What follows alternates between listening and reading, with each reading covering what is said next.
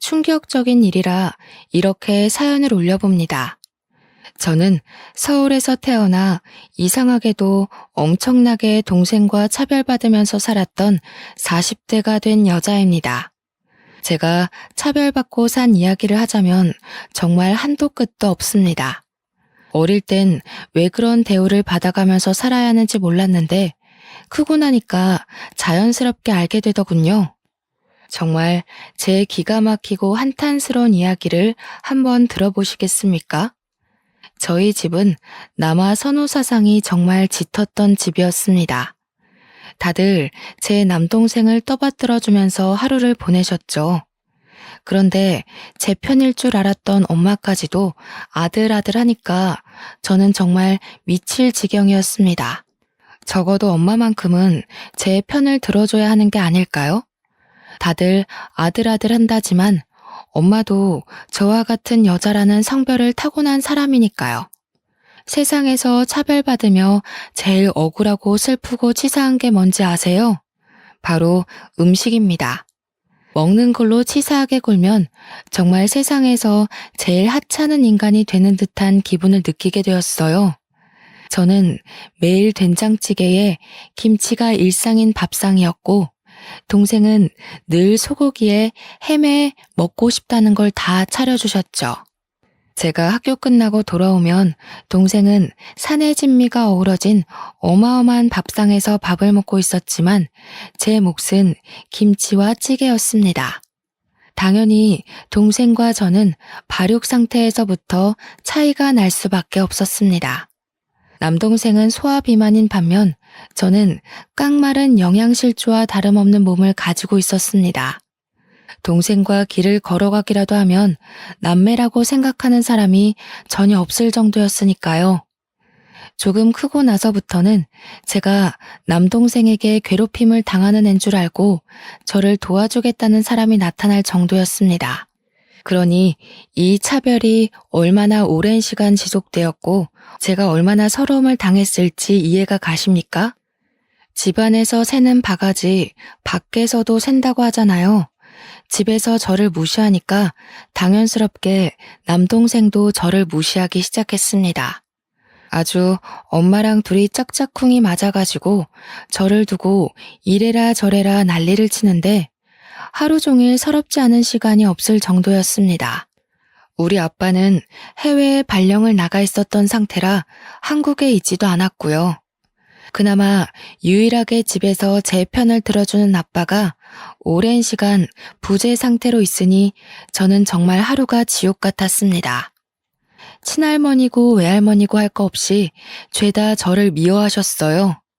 할머니들이 오시면 당연히 우리 똥강아지 내 새끼는 동생을 향한 말이었죠.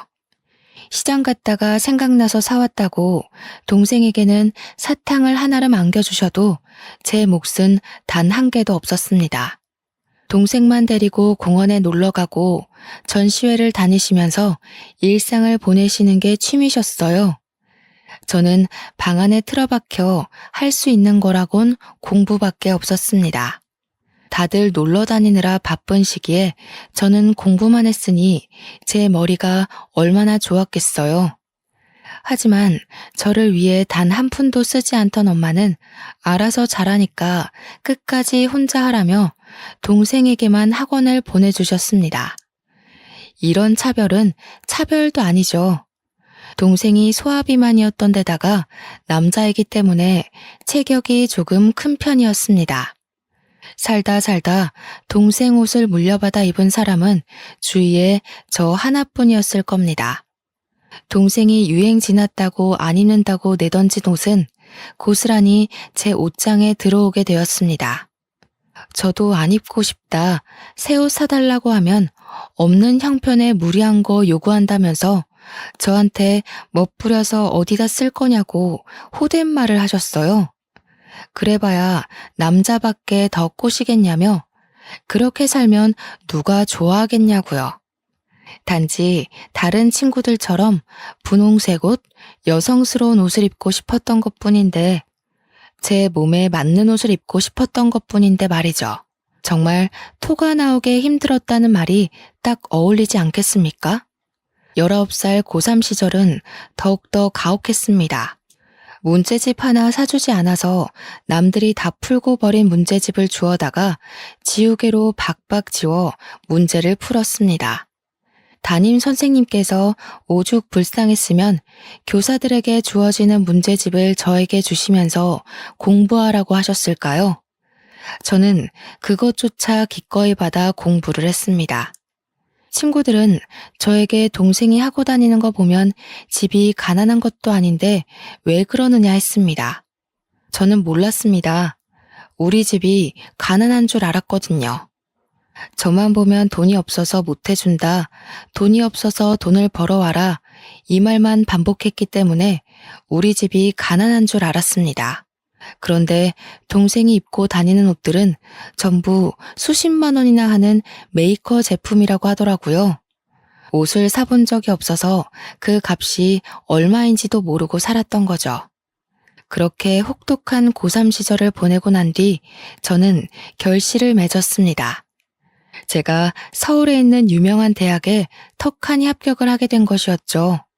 수능 당일 엄마가 싸준 떡을 먹고 속이 메스꺼려 문제에 집중을 못한 것 치고는 꽤 좋은 성적이었습니다.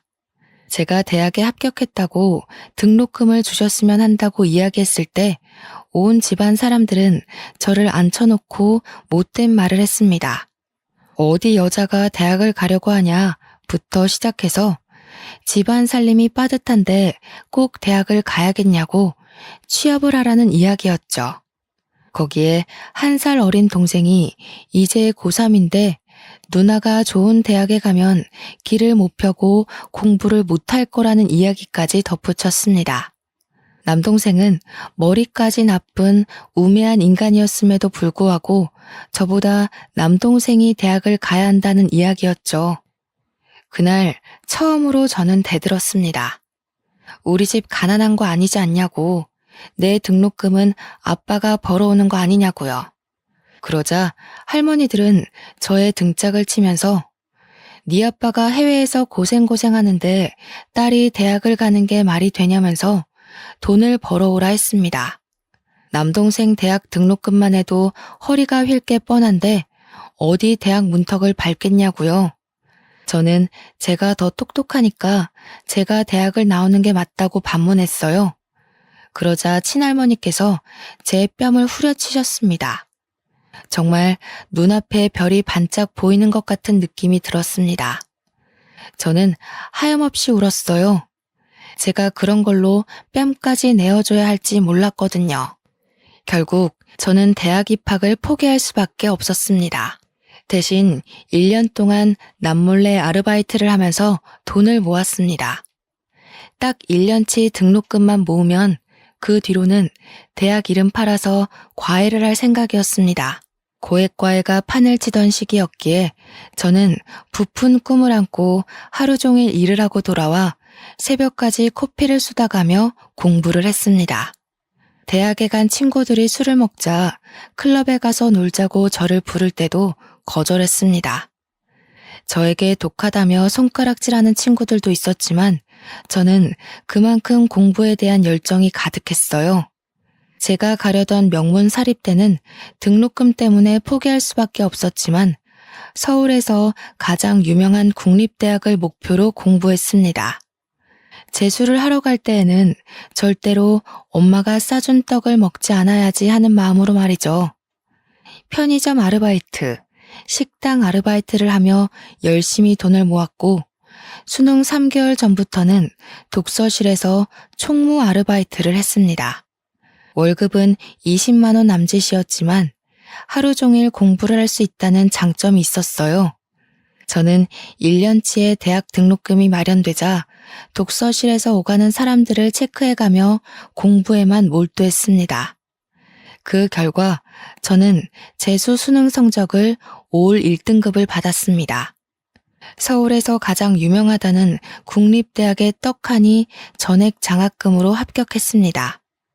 성적만 잘 맞추면 무조건 장학금이 나온다는 전체 수석만 받을 수 있다는 그 장학금을 제가 거머쥐게 되었죠. 제가 그런 결실을 맺을 동안 제 동생은 탱자탱자 놀았습니다.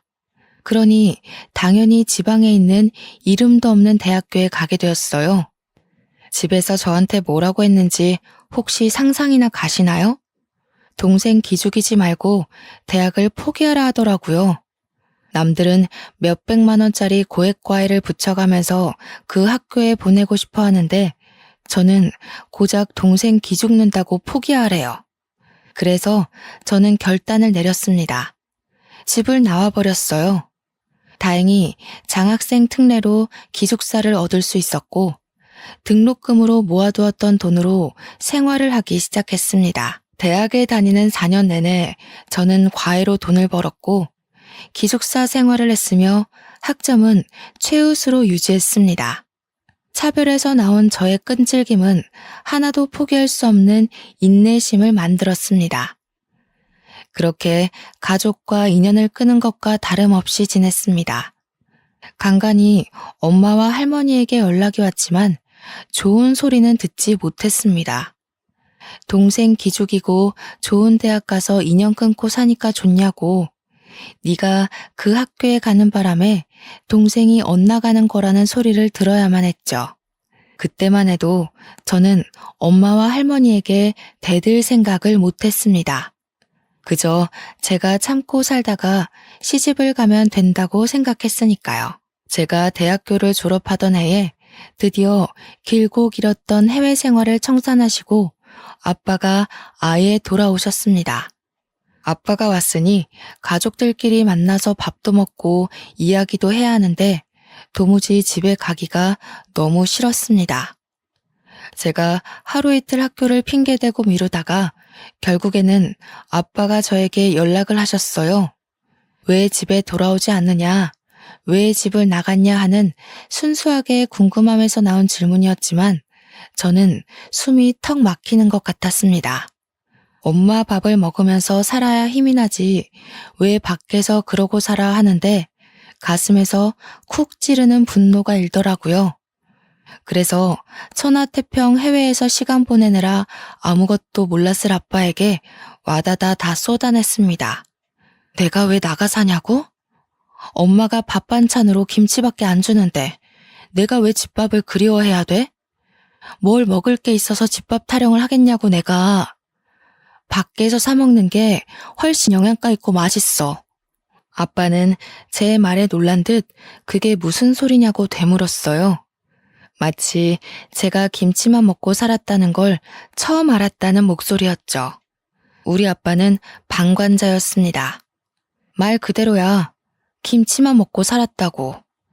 동생은 맨날 고기 주고 생선 줘도 나는 김치에 찌개만 먹고 살았다고. 내가 왜 체중 미달이었는데? 그러자 아빠는 한숨을 쉬면서 잘 알겠다고 했어요. 그동안 매정하게 아무것도 몰라서 미안하다고 사과까지 했습니다. 아빠가 나를 그렇게 차별한 게 아니었는데 괜히 화풀이는 아빠에게 하고 저는 눈물이 쏟아질 것 같았습니다. 아빠는 정말 아무것도 모르는 바보였어요. 할머니들도 모조리 다 공범이라고 나한테 대학도 가지 말라고 했다고. 내가 왜 그 좋은 대학에 합격하고도 재수를 했는 줄 아냐? 등록금 못 대준다고 해서 그렇다고. 그래서 재수한 거라고 다 쏟아냈습니다. 제 이야기를 들은 아빠는 엄마에게 화를 냈어요. 후폭풍이 두려웠지만 속이 얼마나 시원했는지 모르겠네요.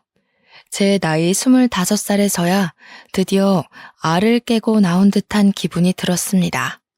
아빠랑 한바탕 싸운 건지 엄마가 전화를 해서는 저에게 꼭 그걸 말로 뱉었어야 했냐고 저에게 화를 냈습니다.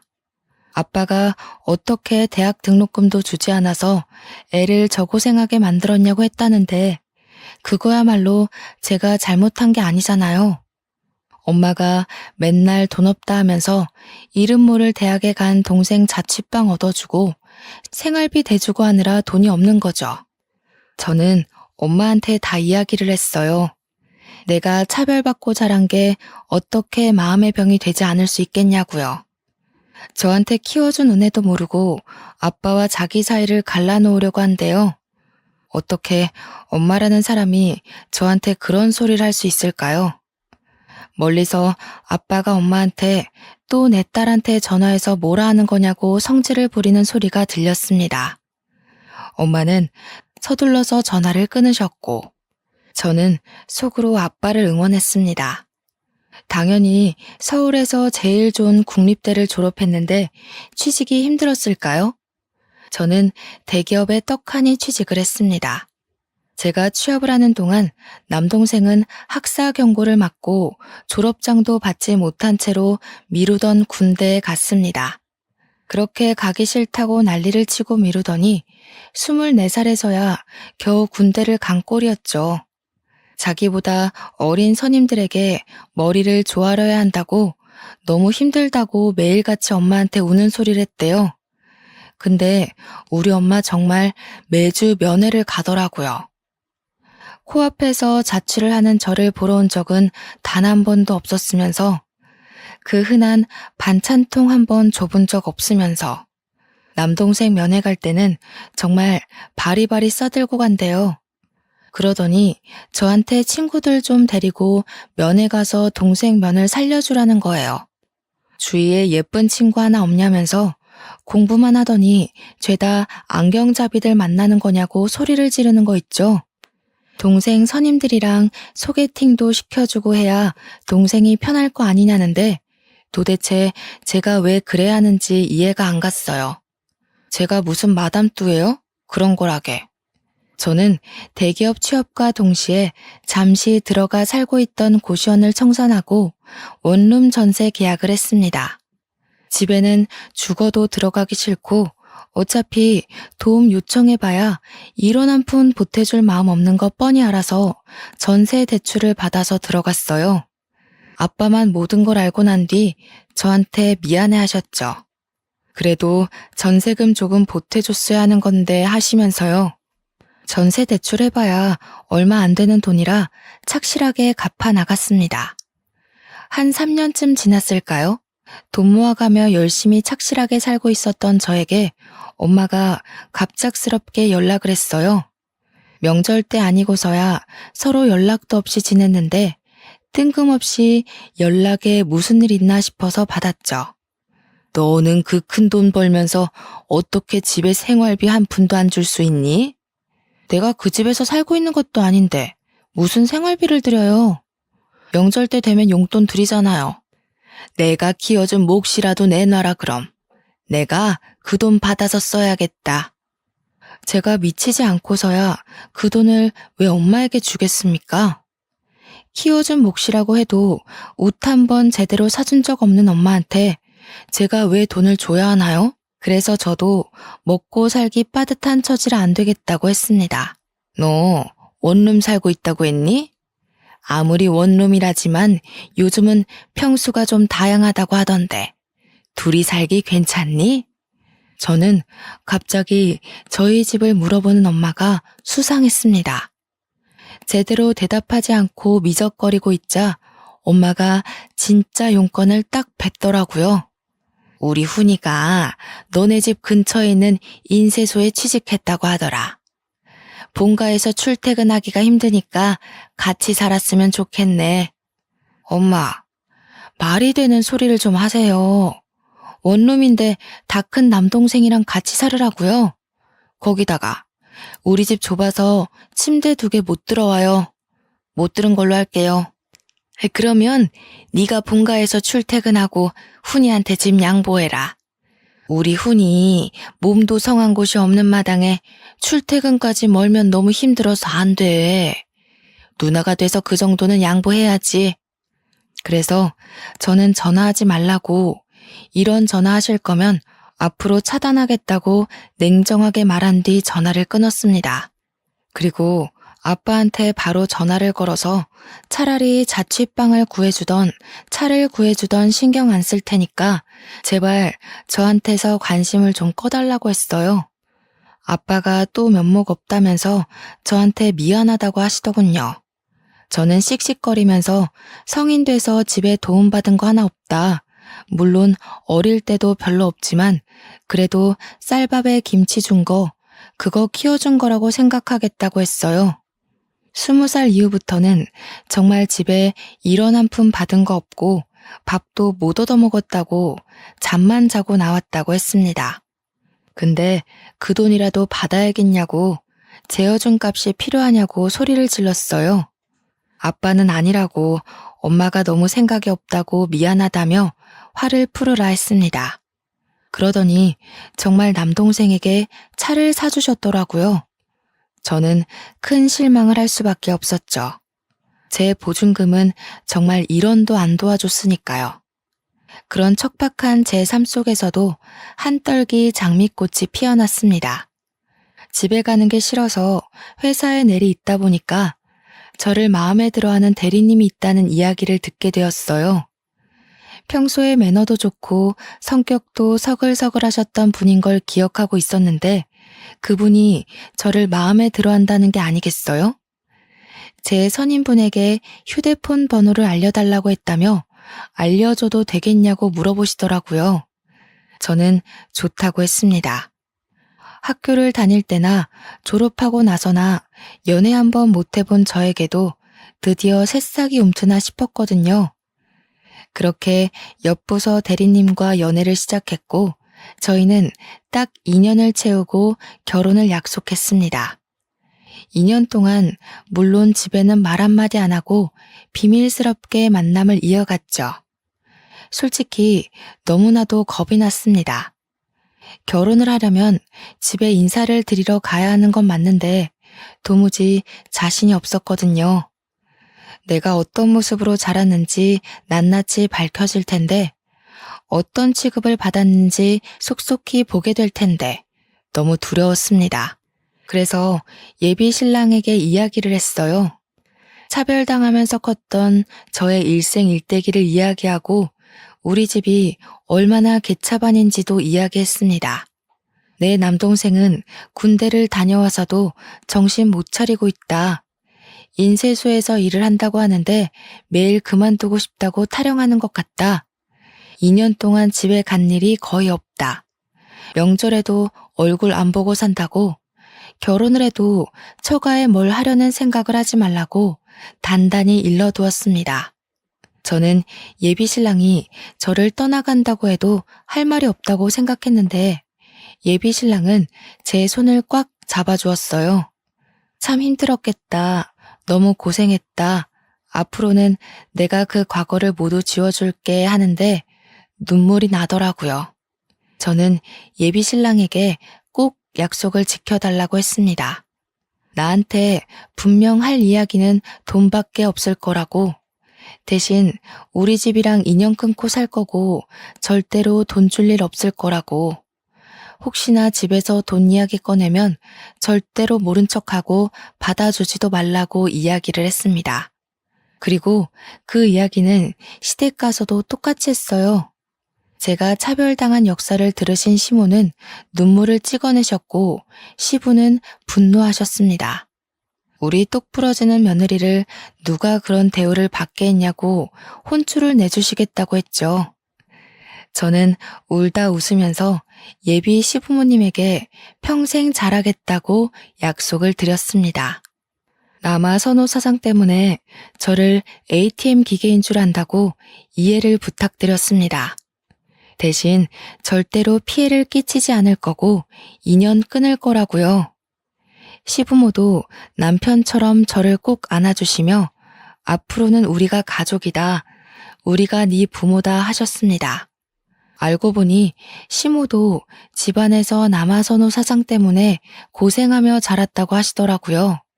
그래서인지 통하는 게 참 많았습니다. 그렇게 오지 않길 바랐던 상견례 날이 되었습니다. 제가 딱 걱정했던 대로 우리 엄마는 인사가 끝나기 무섭게 돈 이야기부터 꺼내셨습니다. 미리 말씀드리긴 했지만 제 얼굴은 완전히 굳어졌고 시부모는 엄마의 이야기보다 저의 표정에 더 집중을 하시더라고요. 혹시라도 제가 상처받을까봐 걱정하시는 눈치였습니다. 집은 몇 평으로 구해주실 거예요? 예물은 혹시 리스트 뽑으셨나요? 우리 애가 평생 꾸미는 거에 관심이 없어서 아마 예물 봐도 잘 모를 겁니다. 제가 보고 골라도 상관없으시겠죠? 정말 말끝마다 돈. 난리도 아니더라고요. 제가 주먹을 불끈 말아쥐고 속에서 튀어나올 것 같은 말들을 꾹 참고 있는데 시모가 저를 빤히 보시는 겁니다. 그러더니 저를 향해 한번 웃어주시고는 엄마에게 말을 쏟아내셨어요. 예단비는 얼마 보내실 겁니까? 평소에 맞춰서 혼수는 잘해주실 수 있죠? 예단비요? 그런 이야기는 따로 물어본 적이 없는데 어차피 우리 딸이 모아둔 돈 있으니 거기서 예단비 할 거예요. 시부모님 얼굴이 확 굳어지시는데 저도 여기서 가만히 있으면 안 되겠다 싶었습니다. 아빠는 엄마를 말리고 있고 음식에 눈이 멀어서 밥만 쉼없이 처먹는 남동생을 보면서 부끄럽기까지 했어요. 저희 반반 결혼할 거예요. 집도 대출받아서 반반 나눠 갚을 거고 예단 예물도 없이 결혼하겠습니다. 서로 아무것도 준비하지 말고 저희가 하는 대로 지켜보시면 될 것 같아요. 받을 건 받아야지. 내가 줄 게 없는데 뭘 받아. 지렁이도 밟으면 꿈틀거린다고 제가 상견례 자리에서 냅다 소리를 지르니 엄마가 눈만 껌뻑하시면서 아무 말도 못하셨어요. 분이 올랐는지 저한테 야 하시는데 아빠가 그런 엄마를 말리면서 시부모님께 죄송하다고 고개를 숙이셨습니다.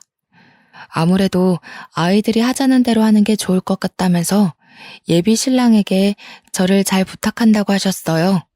저는 그 모습까지도 솔직히 가식으로 느껴지긴 했지만 그래도 유일하게 엄마를 말려줄 수 있는 게 아빠뿐이라 참았습니다.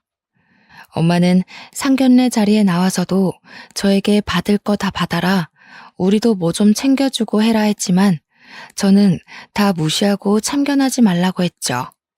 키워봐야 다 소용없다면서 소리치는 엄마를 단 한 번도 뒤돌아보지 않고 집으로 돌아왔습니다. 아무튼 그 뒤로 서로 마주할 일 없이 엄마의 불만이 가득한 채로 결혼식장에 서게 되었습니다. 엄마는 끝까지 나에게 바보 멍청이라고 했지만 저는 엄마가 그렇게 투정을 부릴수록 결혼을 잘했다고 생각했어요. 남편과 저는 둘 다 대기업에 다니고 있었기 때문에 대출이 넉넉하게 나왔고 집도 잘 구해서 혼수까지 잘 채워놓고 살고 있었습니다. 그렇게 달콤한 신혼생활을 6개월 정도 이어갔을까요? 뜬금없이 엄마에게 연락이 왔습니다. 그러더니 저에게 돈을 빌려달라고 하시더라고요. 그래서 왜 돈이 필요하냐고 동생이 사고 쳤냐고 하니까 버럭 화를 내면서 착한 훈이가 그럴 일이 있냐는 겁니다. 저는 그것도 아니면 왜 돈이 필요하냐 했더니 엄마가 저에게 암에 걸렸다고 이야기를 하시는 게 아니겠어요? 미리미리 암보험을 준비했어야 했는데 사는 게 척박해서 암보험 하나 가입할 생각을 못했다면서 저에게 돈 좀 빌려달래요. 저는 고민을 했지만 하나뿐인 엄마가 암이라는데 언제까지 제가 모른 척할 수 있겠어요. 그래서 솔직하게 얼마나 필요하냐고 물어보니 엄마가 5천만 원 정도 필요하다고 하셨습니다. 5천만 원이 네 집 개 이름도 아니고 암 치료하는데 돈이 그렇게나 많이 필요한가 싶었어요. 한 1,000만 원 정도 생각했었거든요. 어차피 아버지도 일을 하시고 있었고 끔찍하게 생각하는 남동생도 있는데 저한테 병원비를 전부 부담하라고 하니 부담스러웠어요. 근데 제가 고민하는 게 느껴졌는지 엄마가 주절주절 하시더라고요. 항암 치료도 뭐 수차례 해야 하고 입원비에 수술비까지 생각하면 5천만 원 정도 들 거라고요. 대출받아서 해주면 안 되겠냐고. 대기업 다니는 딸한테 그 정도 능력은 있지 않네요. 혼자 고민해서는 안 될 것 같아서 남편에게 솔직하게 이야기했습니다. 결혼하고 절대로 친정에 돈 안 갖다 주기로 약속했는데 엄마가 암이라고 하니까 너무나도 흔들린다고요. 남편이 저한테 아무리 그래도 천륜을 끊는 건 아닌 것 같다고 대출을 받아서라도 해드리자고 했어요. 혹시나 장모님이 잘못되기라도 하면 그 죄책감을 어떻게 씻을 수 있겠냐고요. 저는 남편에게 너무나도 고마웠습니다. 그래서 당장 대출을 받아서 엄마에게 드렸어요. 꼭 병 고치고 오라고 했습니다. 그러고 나서 엄마는 치료를 받는다, 수술을 한다, 별 말이 없었어요. 저는 솔직히 걱정이 되기도 하고 또 어떻게 진행되고 있는지를 알아야 하지 않겠어요. 그래서 아빠한테 연락을 했어요. 엄마는 본인한테 하라고 했지만 그래도 아픈 사람한테 직접적으로 묻기가 좀 그러니까요. 그랬더니 아빠가 왜 남이냐고 하는 게 아니겠어요? 저는 뒤통수를 세게 맞은 느낌이 들었습니다. 그 길로 친정에 찾아가서 엄마한테 엄마 암이라고 나한테 돈 가져갔잖아. 근데 아빠는 왜 몰라? 하고 물어봤어요. 엄마는 당황해하고 옆에 있던 아빠는 도대체 이게 다 무슨 소리냐고 소리를 치고 나한테 항암 치료며 입원비며 수술비까지 해서 5천만 원 대출받으래서 대출받아서 줬잖아. 아이고 가만히나 있지 정말. 네가 일을 다 키우고 망치는구나. 그래 나 암 아니다. 네 동생이 사업하고 싶다고 한 번만 도와달라는데 어떻게 하니? 누나가 돼서 여태 동생 하는 모든 앞길을 막았으면 그 정도는 도와줄 수 있잖니. 이게 다 우리 집안 기둥이 살아야 잘 되는 거 몰라서 그래? 동생이 인쇄소도 진즉 때려쳤다고 하더라고요. 도무지 남 밑에서 굽신거리면서 일하는 게 적성에 안 맞는다고 하면서 사업을 하겠다고 했대요. 당연히 아빠는 반대했고 돈 나올 구석이 없으니 저한테 거짓말을 치고 돈을 받아간 것이었습니다. 대기업 다니는 누나가 있는데 초기 비용이 뭐가 걱정이겠냐고 하면서 5천만 원을 고스란히 동생에게 줬다는 겁니다. 그 순간 동생이 러닝 셔츠 하나 입고 배를 벅벅 긁으면서 까치집한 머리로 하품하며 나오는데 진짜 미치겠더라고요. 누나 왔어? 누나가 준 돈 잘 썼어. 누나 덕분에 나 큰 돈 벌 것 같아. 개소리 하지 말고 당장 내 돈 갚아. 나도 그거 대출 받아서 준 거라고. 엄마가 암이라고 거짓말해서 준 돈이라고. 아이씨, 누나. 투자의 기본은 냅두는 거야, 어? 내가 코인 제대로 된 거에 시게 투자했으니까 2배로 불려줄게. 알겠지? 저는 진짜 숨이 턱 막히는 기분이었습니다. 이걸 남편한테는 어떻게 이야기해야 할지 막막했어요. 아빠는 저 대신 화를 내고 있었고 엄마는 그런 아빠한테 애 기죽이고 있다며 화를 냈고요. 결국 그 돈은 종이 조각이 되고 말았죠. 코인이라는 게 어떻게 무조건 벌 수만 있겠습니까? 죄다 잃고 저한테 배째라는 식으로 나오더군요. 저는 정말 친정과 인연을 끊기로 했습니다. 연락도 받지 않고 찾아가지도 않고요. 남편은 저에게 5천만 원으로 인생 공부했다는 셈 치자고 했습니다. 내용 증명을 보내버릴까 하다가 남편이 극구 말려서 참았습니다. 그 와중에 아빠는 저한테 미안하다며 일부라도 갚겠다고 저에게 2천만 원을 송금해 주셨습니다. 아빠도 저에게는 방관자나 다름없었기에 저는 그 돈을 그냥 받았습니다. 미안하다는 아빠의 말이 진심일지 거짓일지 몰라도 저도 남편에게 미안해서 그냥 받았어요. 그러고는 정말 아빠와도 그 누구와도 연락하지 않고 지냈습니다. 그렇게 몇 개월이 지나고 저희에게 소중한 생명이 찾아왔습니다. 시댁에서는 경사가 났다면서 저를 위해 한약도 지어주시고 병원도 매번 같이 가주셨어요.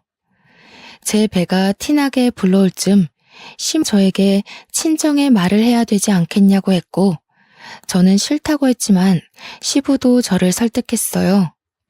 아무리 그래도 손주가 생기면 달라지는 법이라고 연락을 해보는 게 좋겠다고 하셨습니다. 저는 끊임없는 시댁의 설득에 결국 친정 부모님께 말씀을 드렸습니다. 임신했다고? 4개월인데 이제서 이야기한단 말이야? 사돈댁에서 뭐 해줬니? 가방이나 하나 받아와라.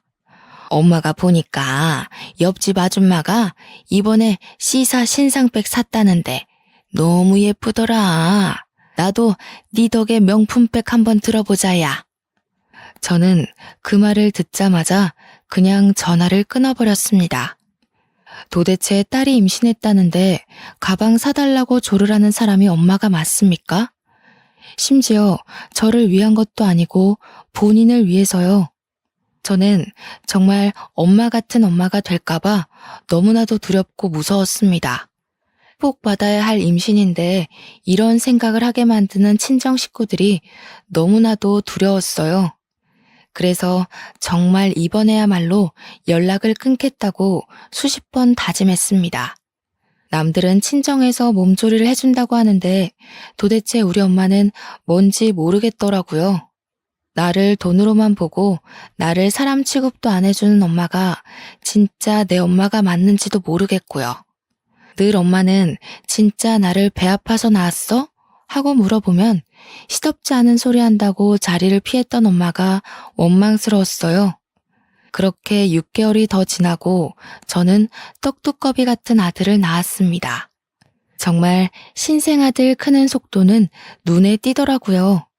매일같이 모유를 먹이고 아이 트림을 시키고 정말 생명이라는 게 이렇게 대단한 거구나 하는 걸 느꼈습니다.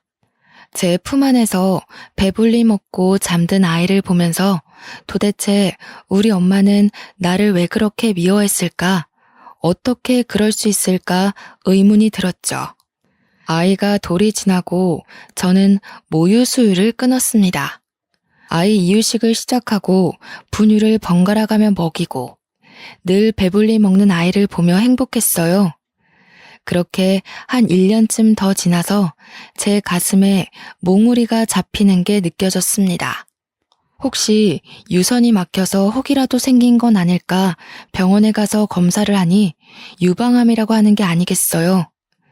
다행히도 제가 가슴 마사지를 한다고 매일 만지다가 알게 된 터라 완전 초기였고 항암 치료만 해도 충분히 줄어들 거라고 했어요. 수술도 어렵지 않은 위치라 운이 좋다고도 하셨고요. 시부모님이 제 손을 잡고 막 우시는데 저 괜찮대요. 너무 걱정하지 마세요 하면서도 참 마음이 이상했습니다. 우리 부모도 나를 잡고 이렇게 서럽게 운 적이 없는데 우리 시부모님은 모자란 며느리도 너무 사랑해 주시는구나 하면서 뭉클했어요.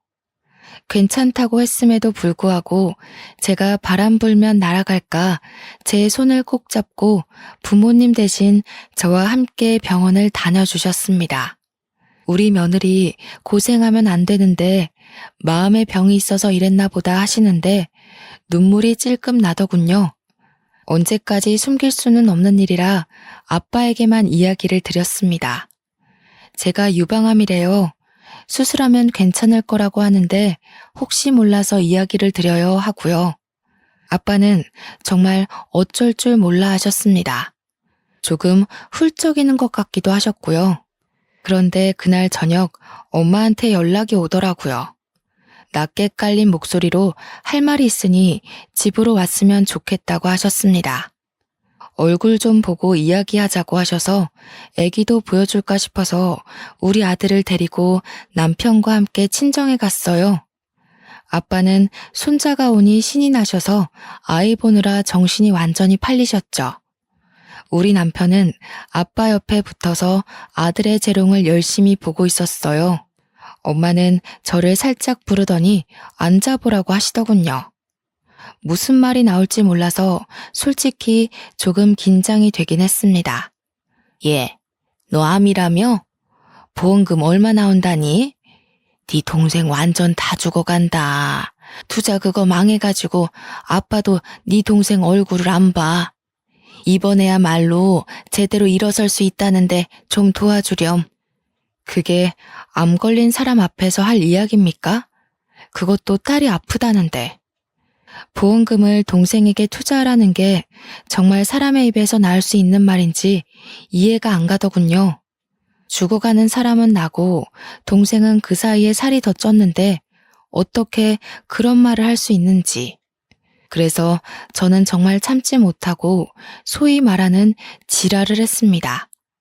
도대체 나한테 왜 그러는 거냐고 제가 큰 소리를 내면서 다 말했어요. 나한테 돈 빌려간 게 얼마인지는 알고 지금 그런 소리 하는 거야? 엄마는 진짜 내 친엄마가 맞아? 새엄마도 나한테 이러진 않을 것 같아. 어떻게 아픈 딸한테 그런 소리 할 수 있어? 보험금을 내놓으라고? 예, 나도 내가 뭐 너 키우고 싶어서 키웠니? 방에서 헐레벌떡 나온 아빠가 엄마를 향해 조용히 하라고 소리치더군요. 우리 남편도 아이를 안고 무슨 일인가 싶어서 방에서 뛰쳐나왔고요. 제가 빨개진 눈으로 씩씩거리고 있으니 슬그머니 제 옆에 서주었습니다. 뭘 조용히 해? 내가 틀린 말해요? 돈 좀 달라는 게 왜? 딸도 아닌 거 평생 키웠으면 돈 좀 받아도 되지. 왜 나만 나쁜 년 만들고 그래? 그게 무슨 소리야? 내가 엄마 딸이 아니라고? 그래 이년아. 너 태어나자마자 네 엄마 죽고 너네 친할머니가 나랑 네 아빠 중매 서서 결혼한 거야. 나라고 애 딸린 호랩이랑 결혼하고 싶어서 했겠어? 내가 너 키워준 걸 고맙게 생각해. 그 말에 저도 남편도 손만 벌벌 떨었습니다. 어쩐지 아빠가 저한테 계속 미안해 하시는 게 이상했어요. 엄마가 모든 걸 다 털어놓고 아빠는 그 충격으로 쓰러지셨습니다. 갑자기 혈압이 오르는 바람에 내 혈관에 문제가 일어난 것이었어요. 모든 게 다 제 탓으로 느껴졌습니다. 아빠의 갑작스러운 죽음이 저를 그렇게 만들었어요. 장례식이 끝나고 하염없이 눈물을 흘리고 있는데 엄마, 아니 새엄마가 저를 향해 다가오더군요. 예, 너 때문에 내가 팔자에도 없는 과부가 됐다. 네 아빠 그리 죽고 이제 나는 어찌 살겠니? 네가 우리를 좀 책임져야겠어. 그게 키워준 값 갚는 거라 생각해. 이 미친 아줌마야. 키워주면 다 엄마야? 그리고 내 자랄 동안 뭘 해줬다고 키워줬대? 이래서 검은 머리 짐승은 거두는 게 아니라던데 어쩜 그 말이 딱 맞니? 내가 너 먹여주고 입혀주고 했잖아. 우리 아들만 챙겨도 모자랄 판에 그러니 이제 은혜를 갚으란 말이야. 나 아줌마한테 은혜 입은 거 없어. 내 친엄마도 아닌데 내가 왜 당신을 부양해야 되는데? 그 잘난 아들 새끼 데리고 재미나게 살아봐. 앞으로는 우리 얼굴 보지 말고. 알겠어? 새엄마는 아빠의 납골당 앞에서 저에게 죽이려니니 뭐니 소리를 지르고 난리를 쳤어요. 저는 웃으면서 당신이랑 인연을 드디어 끊게 돼서 기쁘다고 침까지 칵 뱉었습니다. 아빠의 납골당 앞에서 이런 소란을 일으킨 건 죄송스럽지만 저도 어쩔 수 없었어요. 그렇게 끝까지 아나무인으로 굴던 새엄마가 저를 찾아온 건 장례가 끝난 지 2주일도 안 된 시점이었습니다. 저에게 살려달라고 울고불고 빌더라고요. 알고 보니 아빠의 사망보험금이며 모든 보험의 수혜자가 전부 제 이름으로 되어 있었던 거죠. 수억의 보험금이 전부 제 몫이 된 거예요. 엄마는 그 돈 달라고 그러고 저는 못 주겠다고, 절대로 한 푼도 주지 않겠다고 강경하게 대응했습니다. 집에 찾아와서 깽판 부리고 남동생은 저 스토킹하듯 쫓아다니고 결국 경찰서에 신고를 했죠. 특히 남동생은 제 일거수일투족을 쫓아다니며 사진으로 남겨놨던 게 발각되어 실형을 살게 되었습니다. 새엄마도 결국 저를 해코지하려고 했던 정황 증거가 밝혀지며 모자가 나란히 징역 1년을 받게 되었어요. 재판이 끝나는 날 남편을 붙잡고 얼마나 울었는지 모르겠네요. 그동안 차별받았던 일들도 생각나고 어떤 마음으로 나를 향한 범죄를 계획했는지 소름까지 돋아나서요. 어떻게 친딸은 아니지만 갓난아기 때부터 지켜보고 한 집에 살던 아이에게 그런 범죄를 계획했는지. 저는 모든 재판이 끝나자마자 바로 신변 보호 요청을 했고 휴대폰 번호를 바꾸어 버렸습니다. 시댁 도움으로 이사까지 마치고 나니 이렇게 속이 시원할 수가 없네요. 비록 저에게 아빠는 끝까지 방관자였지만 보험금이라도 남겨주셔서 고마운 마음이 남긴 하더라고요. 이 돈으로 제 하나뿐인 아들 잘 키우며 남편과 행복하게 시부모님의 노후를 편안하게 챙기며 살 겁니다. 아무리 남의 딸이라지만 마음으로 받아주신 시모도 있는데 평생을 살아도 새엄마의 행동은 도저히 이해가 가질 않을 것 같네요. 제가 당한 일은 아마 제 평생이 가도 지워지지 않을 것입니다. 어디 가서 털어놓기도 부끄러운 일이라 꽁꽁 숨길지도 모릅니다. 섞인 핏줄이라도 동생인데 저를 스토킹하고 제가 잘못되기만을 빌었다는 게 너무 화가 나고 무섭네요. 저는 이 일을 계기로 아무리 가족이라는 틀 안에서 반평생을 부대끼며 살았어도 가족이 될 수 없는 관계도 있다는 걸 알았습니다. 가족이 된 지 몇 년 안 된 우리 시댁 식구들과 남편이 더 가족처럼 느껴지는 이유이기도 하겠죠. 제가 당한 일들을 모두 아시고 우리 시부모님이 얼마나 제 걱정을 해주셨는지 몰라요. 평생을 옆에서 제가 보필해도 부족할 것 같습니다. 저는 앞으로 제가 가족이라고 생각하는 사람들만 챙기면서 살 겁니다. 그들과 함께 좋은 일만 생각하고 좋은 것만 보고 살아보려고 합니다. 여러분들에게도 좋은 일만 보고 느낄 수 있는 날이 오길 바랍니다. 긴 사연 들어주셔서 감사합니다.